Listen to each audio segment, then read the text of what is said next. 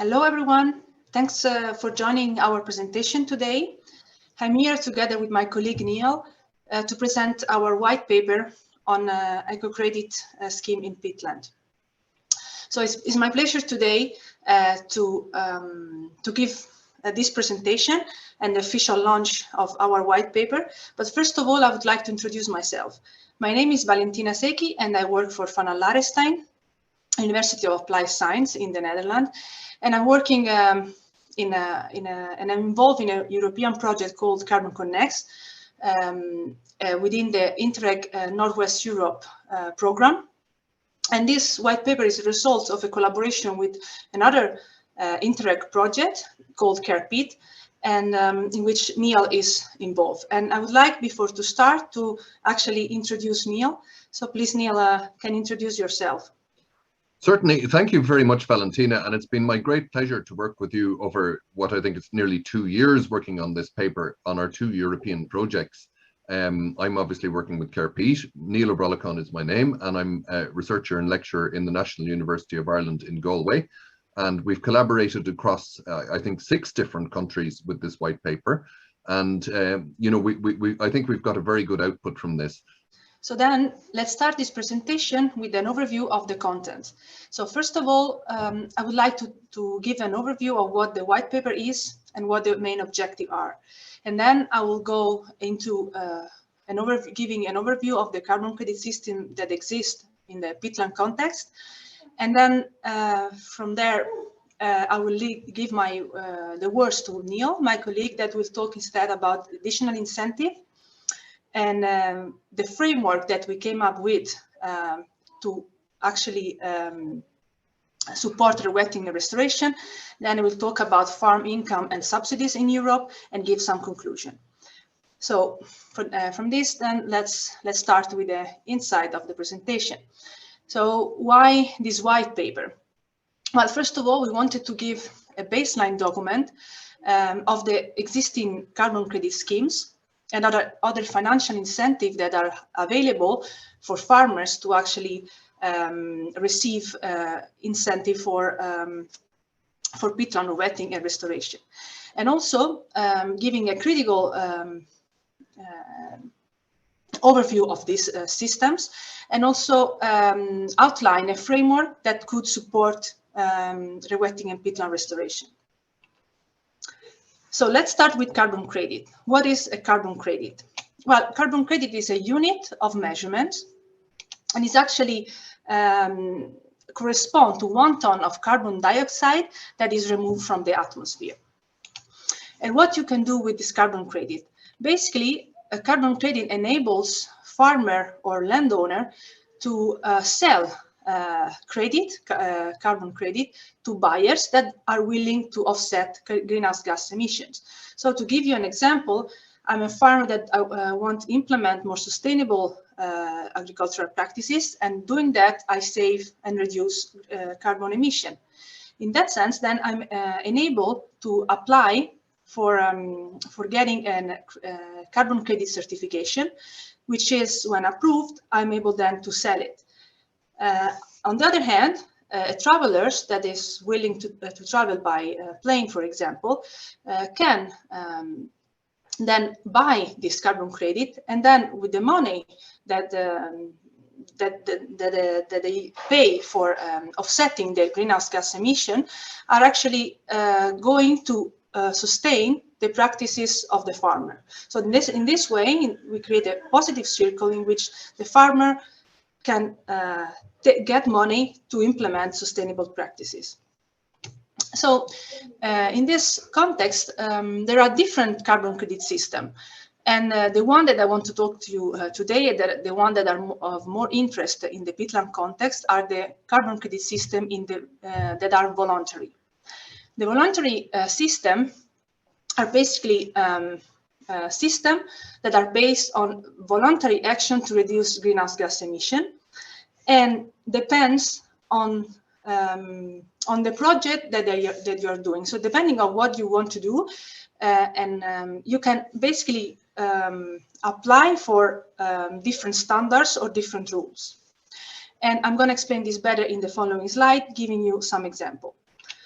So one of the most known accreditation system that is internationally recognized is the VCS system, which is a verified carbon standard that are usually applied to land use project and focuses on greenhouse gas reduction. And basically this system gives guidelines for the development also of peatland project and how you can, following this criteria and these guidelines, you can then be able to get certified for carbon credits. Another well-known voluntary accreditation system is called Gold Standard, and is one of the most rigorous certification standards, and is recognized internationally and supported by corporation, NGO, and UN. And also not only recognize the environmental benefit of the carbon credit, but also the social value. Both these standards are really good and well recognized internationally, as I said. The only problem is that often are very expensive for a landowner or a farmer to apply for this, because of course, when you apply, you need to prove what you're doing, and to do so, you have to go through an accreditation system that sometimes is quite expensive. So in addition to this system, we also have identified others that are specifically applied for in peatland context. And the first one that we identify is the More Future. It's an example coming from Germany, from the Meyer Center. They develop their own accreditation system, and it's the first one that issue credit for peatland rewetting.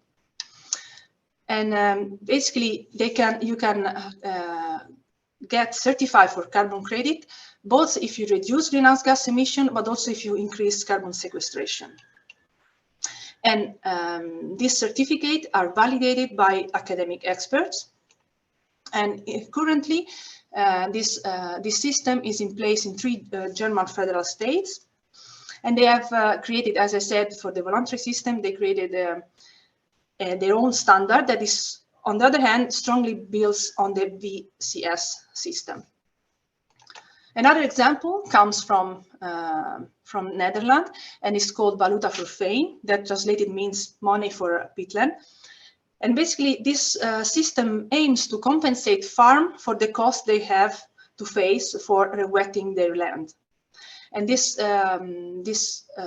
system is certificated and validated by national authorities, and is based on the water level. So rising the water level in their land allowed you to apply for carbon credit. And the carbon credit can be purchased from a national website called National CO2 Markt, so the market for CO2.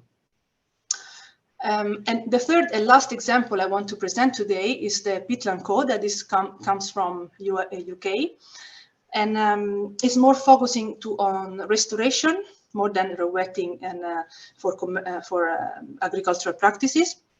And Pitling Code basically set a series of best practices requirement, and also a standard method for quantification of the greenhouse gas reduction.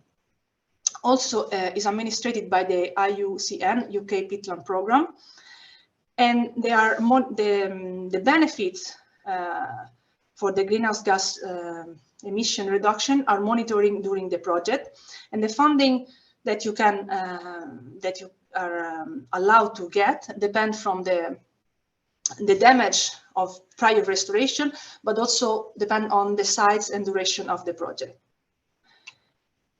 So all these systems have different criteria that you need to comply in order to be able to get carbon credit. One of the most important criteria in this method is the additionality. The additionality criteria means basically that you need to do something additional, and something that would not happen anyway. So in this case, if you look at this picture, you have a very degraded land, and then you want to restore and rewet, and then you end up in a better situation that you see on the right side of the screen. So in this case, additionality is met, and then you are allowed to apply for carbon credit. So in this case, farmers can get incentive to restore. On the other hand, when farmers are already applying good practices, then they don't meet additionality. In this sense, then they are not allowed to apply for carbon credit. In this sense, we arrive to a paradox. The paradox is the following. If I'm doing good practices, then I cannot access to carbon credit system. On the other hand, if I'm doing bad practices and I want to move to positive, then I'm allowed.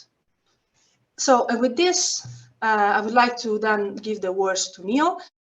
Okay, we recognized as part of this white paper that, you know, there's a great opportunity for farmers here, particularly in relation to carbon credits and additional incentives on peatlands. And thankfully, the European Commission, with the Vice President who's running the EU Green Deal, Frans Timmermans, has very much committed the Commission to protecting wetlands and peatlands and opening up new income sources for farmers via carbon farming and other methods. So some of the things we looked at, additional incentives, obviously Valentina has very well described how carbon credits will work, and indeed some of the key schemes which have looked at carbon credits, and they're very well described in our white paper, which you're all very, we'd be very pleased if you could read it and look at it. It's a very good reference document. So we looked at sort of water systems as potentially you know, a secondary source of income for people who are doing carbon farms. So additional ecosystem services from peatlands are not generally considered or accounted for in carbon credit schemes. So some effort in that direction has been carried out by More Futures and by the Greifswald Meyer Centre with the More Futures scheme. We looked at two sort of main options. One is incorporating ecosystem services into a carbon credit system and giving added value to that carbon credit system. And the second one is creating a separate payment system for ecosystem services. Now, we don't think the second one is that viable, but there may be some cases for it. But certainly we would see adding value to carbon credit schemes by having other ecosystem services included is probably a very good idea. So we needed to develop a framework, you know, in relation to the sort of issuing of carbon credits, but also incorporating the ecosystem services. So in terms of the overall framework, we looked at national or regional greenhouse gas emissions framework and established a data bank of peatland types so that we have a methodology. We suggested the GUESS methodology because that's the one that has been developed for the original More Futures scheme. The actual site itself, you know, if we're going to go ahead, we need to select a site, establish baseline data for the site. Monitoring and maintenance is very important. Assess the value of the water services and restore peatland. And then in terms of the carbon credits, obviously we need to do the assessment of greenhouse gas emissions, how many tons of carbon are being emitted and so on. Establish duration, how long is the project going to last for? And in general, these projects would be 30 or 50 years. Calculate the total number of carbon credits involved, and then establish a price per carbon credit. The sort of going price for peatlands is around 70 euros at the moment, but we can only see that going upwards.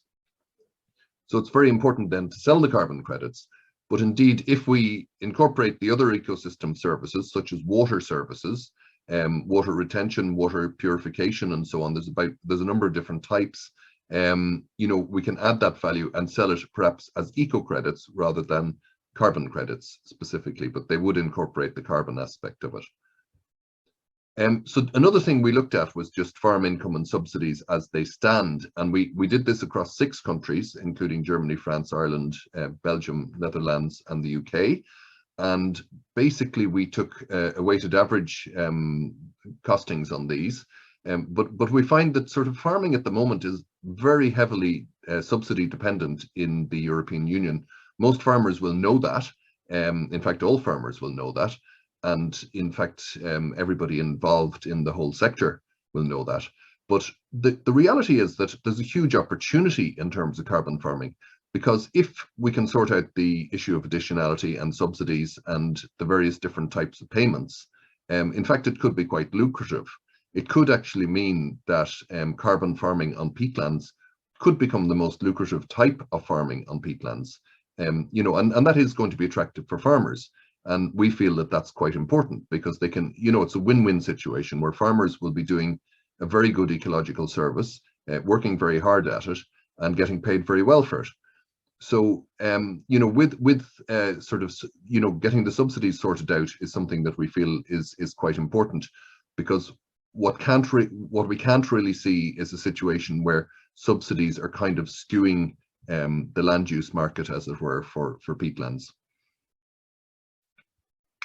So, right, the conclusions really to our report, and we're launching it officially today. We concluded that current systems do not effectively support sustainable farming.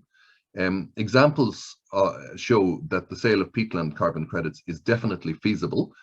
International standards at the moment are too expensive for small peatland projects, so we need easy and cheap accreditation systems, and that's something that's absolutely vital.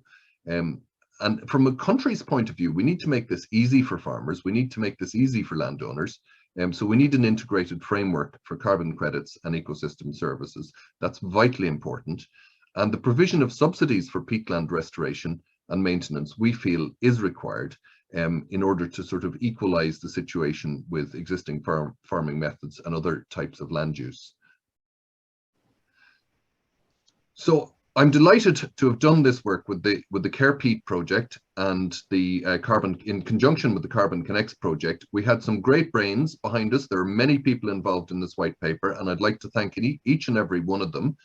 We'd like to officially launch this white paper today here, and I'd like to give the final word to Valentina Secchi, who it's been a fantastic pleasure to work with you, Valentina. Thank you. Thank you, Neil. Thank you for the kind word. And of course, it's the same for me. Great pleasure to work with you and for having the opportunity to get experience with that and arrive to this final work. And I would like to thank you, all the audience, for listening, and I invite also the audience to look at the white paper, and we would both be happy to hear from you and hear your feedback on our work. So thank you again, and now we are ready for answering your question.